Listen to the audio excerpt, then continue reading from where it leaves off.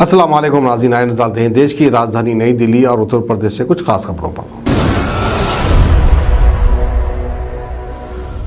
आप सभी का स्वागत है सच न्यूज में। आइए जानते हैं उत्तर प्रदेश और देश की राजधानी से कुछ खास खबरें। सपा अध्यक्ष अखिलेश यादव ने बुधवार यानी आज एक बड़ा ऐलान करते हुए कहा कि अगर यूपी में सपा सरकार बनी तो प्रदेश के हर गरीब परिवार को 18,000 रुपए की मदद हर साल दी जाएगी।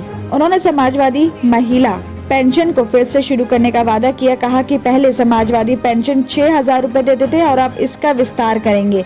उन्होंने कहा कि सपा महिलाओं के लिए कई योजनाएं लेकर आएगी। उन्होंने कहा कि सपा हमेशा सभी को साथ लेकर चलती है। हमने ललितपुर में जनजातियों का भी विकास किया है। लखनऊ में पीजीआई के पास सपेरे रहते थे, उनके परिवारों को भी लोहिया आवास और पेंशन दिया गया। साथ ही कन्नौज में भी सपेरे परिवार की मदद दी। वहीं सरकार बने तो एक्सप्रेसवे के पास स्नेक चार्म्स विलेज भी बनेगा और इसी तरह दूसरे जातियों का भी विकास करेंगे। साथ ही अखिलेश यादव ने चुनाव लड़ने के सवाल पर कहा कि आजमगढ़ की जनता से परमिशन लेकर ही चुनाव लड़ूंगा, क्योंकि वहां से सांसद हूं। किस सीट से चुनाव लड़ूंगा यह अभी तय नहीं है, क्योंकि टिकट वितरण के सवाल पर उन्होंने ये भी कहा कि टिकट वहां की जनता की रिपोर्ट और समीकरण के हिसाब से दिया जा रहा है। जिन लोगों को जोड़ा है वो जनाधार वाले नेता हैं। सपा संरक्षण मुलायम सिंह यादव की छोटी बहू अपर्णा यादव बुधवार यानी आज बीजेपी में शामिल हो गई हैं। उन्होंने पार्टी के प्रदेश अध्यक्ष स्वतंत्र देव सिंह और उप मुख्यमंत्री केशव प्रसाद मौर्य की मौजूदगी में बीजेपी की सदस्यता ली है। इस मौके पर अपर्णा ने कहा कि वो मुख्यमंत्री योगी और प्रधानमंत्री नरेंद्र मोदी की नीतियों से बेहद प्रभावित रही हैं और आगे पार्टी में जो भी जिम्मेदारी तय करेगी वो उसे निभाएंगी। साथ ही इस मौके पर केशव प्रसाद मौर्य ने अखिलेश यादव पर तंज भी कसा और कहा कि अखिलेश यादव अपना परिवार नहीं संभाल पाए हैं। तो वहीं केशव ने कहा कि हम अपर्णा का अपने बीजेपी परिवार में स्वागत करते हैं। वो समय समय पर बीजेपी सरकार की लोक कल्याणकारी योजनाओं का समर्थन करती रही हैं। तो साथ ही केशव ने आगे भी कहा कि अखिलेश यादव चुनाव में हार से इतने भयभीत है कि वो लड़ने के लिए विधानसभा सीट तक नहीं तय कर रहे हैं और वो कहते हैं कि विकास किया है। अगर विकास किया है तो उसी सीट से चुनाव लड़े जहां विकास किया है। साथ ही ये भी कयास लगाए जा रहे हैं कि अपर्णा लखनऊ कैंट सीट से चुनाव लड़ सकती हैं, क्योंकि 2017 के विधानसभा चुनाव में भी वो इसी सीट से चुनावी मैदान में थी। हालांकि उन्हें वहां से हार मिली थी। तो इस वक्त दिल्ली से खबर आ रही है कि त्रिलोकपुरी मेट्रो स्टेशन के पास आज दिन में 2 संदिग्ध बैग मिलने से हड़कंप मच गया है। इसकी खबर तुरंत पुलिस को दी गई, जिसके बाद पुलिस टीम मौके पर पहुंचकर वहां जांच कर रही है। जानकारी के अनुसार बताया जा रहा है कि त्रिलोकपुरी 15 ब्लॉक के अंदर मेट्रो पिलर नंबर 59 के पास एक लावारिस बैग मिलने की खबर से पूरे इलाके में हड़कंप मच गया। एहतियात के तौर पर आसपास की जगह को भी खाली करा दिया गया। तो वहीं लोकल पुलिस और बम स्क्वाड मौके पर वहां पहुंच गई है। तो वहीं पुलिस दोनों बैग की जांच में जुटी हुई है। साथ ही बताया जा रहा है कि पुलिस को इसकी खबर दोपहर 1 बजे मिली थी और मौके पर दमकल की गाड़ी और बम निरोधी दस्ता भी मौजूद है। फिलहाल अभी बैग में एक टिफिन और चार्जर निकलने की खबर आ रही है।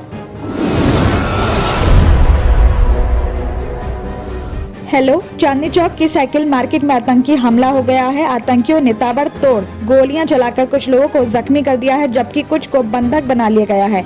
जी हां, मंगलवार दोपहर को जैसे ही पुलिस कंट्रोल रूम में ये मैसेज फ्लैश हुआ, चारों ओर अफरा तफरी मच गई। कुछ ही देर में साइकिल मार्केट को पुलिस छावनी में तब्दील कर दिया गया और वहां कैंट एम्बुलेंस, दमकल विभाग, डीडीएमए, स्पेशल सेल, स्वात, लोकल पुलिस के अलावा सिविल डिफेंस कर्मी भी वहां पहुंच गए। अचानक हुई हलचल से वहां के लोगों भी बुरी तरह से डर गए और उनको लगा कि शायद हकीकत में आतंकी हमला हो गया है।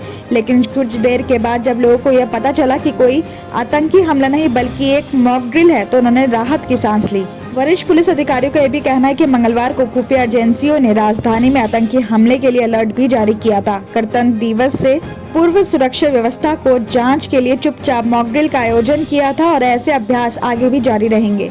उत्तरी जिला पुलिस उपायुक्त सागर सिंह कलसी ने बताया कि दोपहर करीब 3:15 बजे मैसेज फ्लैश किया गया था कि चांदनी चौक की साइकिल मार्केट में 3 आतंकी घुस आए हैं और उन्होंने हमला कर दिया है। वहां पर कई लोग जख्मी हुए हैं और साथ ही इसके अलावा कई लोगों को बंधक भी बना लिया गया है। साथ ही मॉक ड्रिल में ये भी दिखाया गया कि लोकल पुलिस और स्पेशल स्टाफ ने एक आतंकी को काबू में किया है, जबकि बाकी को स्पेशल सेल की टीम ने काबू किया है। सब कुछ इतना असली लग रहा था कि मार्केट के दुकानदार काफी समय तक नहीं समझ सके और यहाँ मॉक ड्रिल हो रही है या वाकई में आतंकी हमला हुआ है।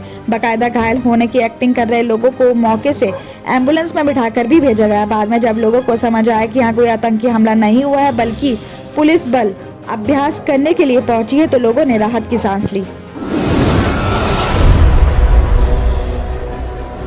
एक तरफ सरकार दिल्ली में कोरोना का पीक निकलने के साथ ही पेशेंट्स की संख्या कम होने का दावा कर रही है, लेकिन हर दिन जांच में कमी आने पर सवाल भी खड़े हो रहे हैं। जब इस बात पर अलग अलग जांच केंद्रों पर पड़ताल शुरू की तो पाया कि इन दिनों लक्षणग्रस्त रोगियों की सबसे ज्यादा जांच हो रही है और उनमें संक्रमण दर भी स्थिर मिल रही है। इससे ये साफ है कि हर लक्षणग्रस्त रोगी कोरोना संक्रमित नहीं है। शायद ये भी एक वजह है कि संक्रमण दर में बढ़ोतरी नहीं हो रही है। अगर आंकड़े देखें तो बीते 4 दिन में कोरोना की जांच और डेली के मामलों में लगातार कमी आई है, तो वहीं दैनिक संक्रमण दर 30.64 से 27.99% तक खिसकी है। 4 दिन की औसतन संक्रमण दर 29.28% दर्ज की गई और ऐसे में लक्षणग्रस्त रोगियों में औसतन 100 में से 29 लोग ही कोरोना संक्रमित मिले हैं, जिसे स्वास्थ्य विशेषज्ञ काफी बेहतर मान रहे हैं। लेकिन इसी के साथ एक सवाल ये भी उठ रहा है कि दिल्ली में बिना लक्षण वाले संक्रमित रोगियों की संख्या काफी बड़ी है, इसलिए ये कहना भी गलत नहीं है कि इस समय राजधानी में दैनिक संक्रमण दर सरकारी कागजों से कहीं ज्यादा हो सकती है। दिल्ली और उत्तर प्रदेश की खबरों में आज इतना ही। बाकी देश भर की और तमाम खबरें जानने के लिए देखते रहिए Sach news. German 10 hospital orthopaedic से मुताल्लिक हर मरीज यहाँ शिफायाब। इनाम याफ्ता doctor Mir Jawad Zar Khan, senior orthopaedic surgeon, advance operation theatre, ICU, digital x-ray, laboratory, physiotherapy, pharmacy, sharing और प्राइवेट रूम्स, लेडी डॉक्टर्स और डॉक्टर अर्जुमन सुल्ताना गैनाकोलॉजिस्ट की खिदमात हासिल। वाजबी फीस और मुकम्मल सहूलियात से हजारों मुतमईन। एम्बुलेंस से आरास्ता German 10 orthopaedic hospital, pillar number 150, Attapur, Hyderabad.